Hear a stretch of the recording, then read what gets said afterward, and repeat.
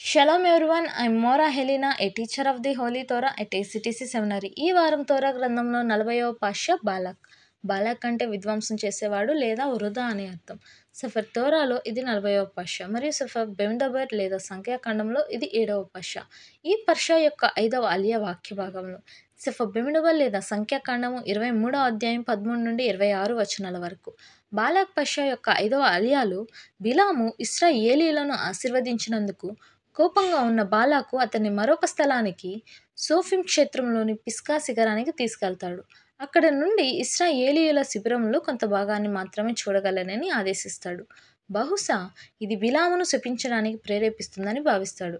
బిలాము మళ్ళీ 7 బలిపీఠాలను నిర్మించమని బాలాకును ఆదేశిస్తాడు మరియు ప్రతి బలిపీఠంపై ఒక ఎద్దు మరియు ఒక పొటేళ్లను బలి ఇవ్వమని చెబుతాడు.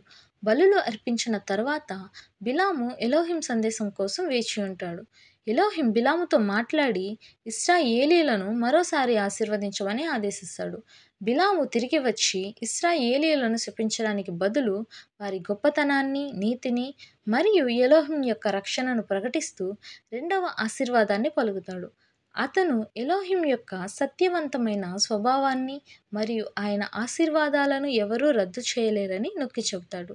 బాలాకు మరింత కోపంగా ఉన్నప్పటికీ బిలాము తాను ఎలోహిం చెప్పిన దానిని మాత్రమే మాట్లాడగలనని పునరుద్ఘాటిస్తాడు. ఈ అలియా ఇశ్రాయేలీయులపై ఎలోహిం యొక్క అటలమైన ఆశీర్వాదాన్ని మరియు ఆయన చిత్తం మానవ ప్రయత్నాలను అధిగమిస్తుందని స్పష్టం చేస్తుంది.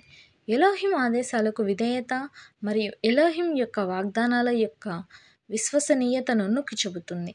ఇలాంటి మరిన్ని తోరా పాఠాలను తెలుసుకొనుటకు మా యొక్క యూట్యూబ్ ఛానల్ను ఫాలో చేయండి. షలోమ్ లెహిత్రోట్.